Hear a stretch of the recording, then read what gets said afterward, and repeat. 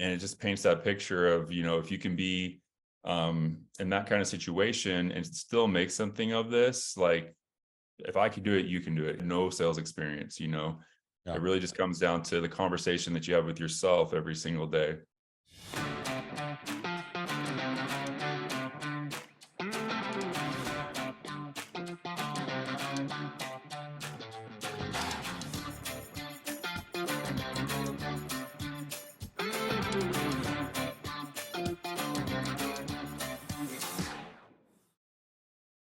With Kerry Glass, excited to have him on here. He has a goal this year to protect 600 families on his own pen, but simultaneously is leading a team as well. This past week, his agency issued over 62 families, protected over 62 families in a week. He's leading a team, sells virtually, which is, been the onset from the past few years. The world has gone virtual, which is increase the speed of business. And that's all it is. If you either adapt or you get left behind. And it's wonderful to see Kerry. We've got another training video on our channel where he went through his sales process in detail, but I want to talk to him right now about building. So let's talk about building, Kerry. You've got a team, they're selling. How did it happen? What is some tips you have for people out there that are looking for good quality people, getting agents up and running? Give us some advice, please. Where do I begin? So getting agents up and running. I mean, it's different for everyone, I guess. But for me, it's like I go based off of I needed to have the belief in myself or have the results myself, because if you're not doing it, how are you going to teach someone else to do it? So once I knew what I was doing and I saw consistent results and that just kept getting better and better, I was like, okay, this is the system. If they can just follow this blueprint, they can at least do half of what you're doing.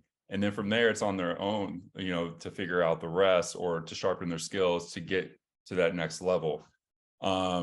So I let kind of the numbers speak for themselves, and that's helped attract people. Outside of that, I'm a psychopath on LinkedIn and Facebook, just messaging people in groups and stuff like that. Any particular message you use? I'm sorry? Any particular message you use that kind of just gets attention? Yeah, so great. It looks like you're a real go-getter. That's awesome. Are you open to any other opportunities? Yeah. What do you got? All right, let's hop on a quick call. What's your day look like today? I got time in 30. Awesome. I'll call you here in 30. What's the best number for you? I love it, man. Yeah, straight and to the point. Don't get too flashy or crazy, because it is a numbers game at the end of the day, like anything else. Recruiting was a little tough at first. The more you do it, just like selling, it gets easier, you get better, you get sharper. I've tried company overviews. I was doing one a week, and that was helpful. But what's cool about that is, like, it's not just helpful for me, it's helpful for the whole team. Maybe someone can't or won't answer a Zoom message, but they will hop on, or I'm sorry, to a direct message, but they would hop onto a call, or, that opens up an opportunity there for your teammates to send out a Zoom link for this call that's at 8 p.m. on Sunday. And it even helps anyone within the team. So like I've held company overviews where there's 3, 4, 5 different agency owners with their team on there who invited somebody. So it's a rising ship, or what is it? A rising tide raises all ships. So that was kind of philosophy with that one. That's great. So how long are those? They typically end up being about 30 minutes. Okay. I think I get through the material in about 15-ish. And then there's a lot of Q&A at the end, but I just want to make sure that everyone, has a good understanding, and I shoot people straight. I'm an open book. Do you cover a PowerPoint? Is you kind of the standard points that the business offers? Just kind of short, sweet. This is my story, just for people that are looking to maybe replicate that. Yeah. So, I mean, we have the FFL, I guess, company overview video. Essentially that scaled down. I made my own. I did get into my own story, just because I think that's relatable, and I think people could appreciate hearing that. And it just paints that picture of, if you can be in that kind of situation and still make something of this, like if I could do it, you can do it. No sales experience, Yeah. It really just comes down to the conversation that you have with yourself every single day. Amen, bro. So agents, so you get someone, they say yes on the overview, come Monday, fast forward 3 Mondays, they get licensed, they get contracted. How are we getting them making a sale quickly? What are your kind of startup processes after contracting? Yeah. So while they're getting contracting underway, I have them do the boot camp. Okay. I say, hey, once that's finished, let me know, and then I'll tell you the next steps. From there, I get them onboarded kind of on Zoom, acclimated with the team, introduced. I've made a new agent hire folder. Basically, it's like a Google Doc that we share where it's got all of our scripts, it's got the rebuttals, it's got, cheat sheets, it's got everything that you would need as a new agent to start off out the gate. And then I just have them sitting and listening on Zoom, listening to everyone's presentations, following along on their script so they can understand how it flows and moves. It's ideal if you could get 2 agents starting at about the same time so they can practice, the script with each other. They could practice rebuttals together. They can do the Americo practice e-app together. And by the time that they're fully contracted, with most carriers, it's usually about, that 2-week-ish mark or a week and a half. They're good to go. They're ready to start selling and getting on the phones. They've heard enough, they've seen enough, and they've done enough. I walk them through getting their first lead purchase, kind of instruct them on what that looks like. And then, what else? Phone burner, how to properly upload leads, how to properly dial patterns and all that good stuff. And then they forget everything because they're scared to death because they're talking to a real human, and then you got to reel them back in. That's right. Okay, so you get them started with leads. Then you just, are they reading a script? Do you make them practice enough that they should know it by now? Do you have them, you give them bullet points? What do you have them for that first 30 seconds that's terrifying once they actually say, who's this? And don't hang up on you. Yeah, so I mean, we're all on Zoom, so they're unmuted, and then obviously I'm muted, but I'm typing in the chat to help them out, or they'll have an earpiece in where I can say things to them on the side. But usually they've practiced enough and they've said it enough over the first week and a half that they're comfortable enough where it's usually not too big of an issue. But really the only way to do this is to just jump in and do it. No one can do it for you. What do you think hangs up most new agents? Lack of belief in themselves or fear of judgment or being told no, which is like the silliest thing ever. It's like, oh, I was told no. Well, I got 100 other people to call. If someone called me 2 times, I'd be like, who's dead?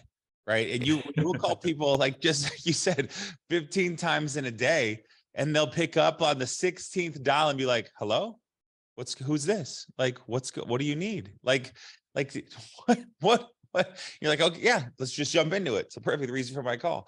So Right. I mean, that is, I think, the just like you said, right? It's the uniqueness of our industry and the intentional approach at which we take to sales over all other companies is a very direct approach. They requested the coverage. My job is to resolve it. And if I don't resolve it, I'm not doing my job. And if you think you're bothering people and you think that these are expenses and you have a poor mindset, this ain't for you. And that's okay. There's plenty of other things to do. But if you want to have a high level of success in insurance in the best company in the industry, you're going to have to change some things and adjust them. And I think that's where, you got with you leading your team, it just has a very we're going to treat this like a business from day one mindset, which is clearly serving you well. So any other building tips you've got for us?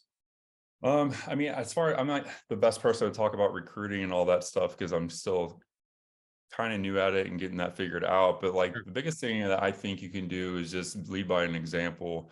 And I'm not the best example in the world, but what I can offer is I know I have work ethic, I have discipline, I'm going to be on, I'm going to be there to help you and train you. And I think that's a big thing for agents when they start is they don't know anything. They're relying on you.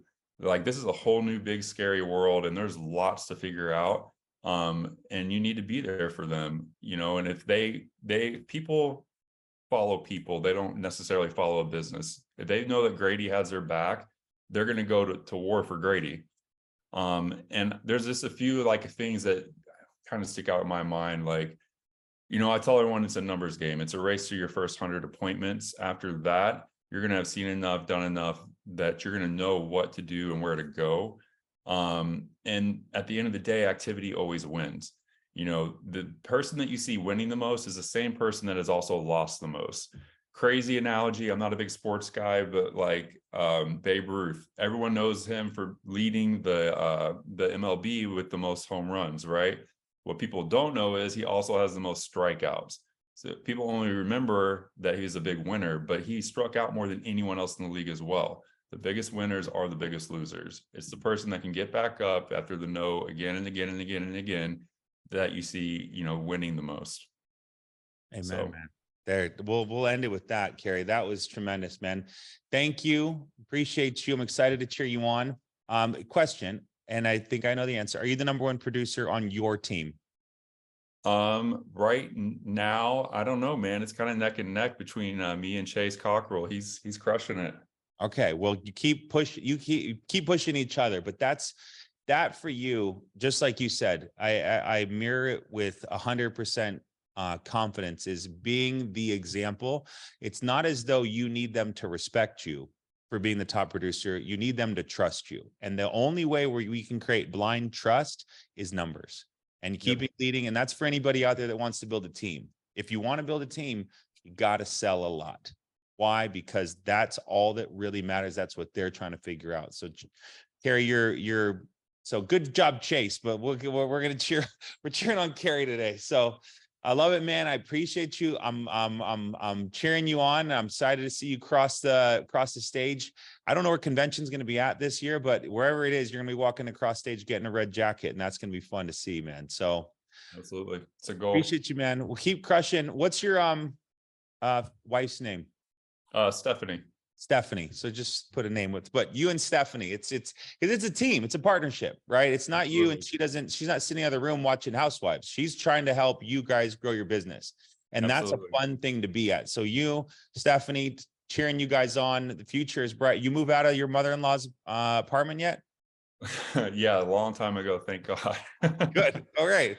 Wonderful. Well, that's and more fun to come, man. Keep going, keep building, man. You're gonna build something incredible here. So appreciate your time. Appreciate having you on, Kerry. Awesome. Thanks, Grady. Thanks, everybody. Take care.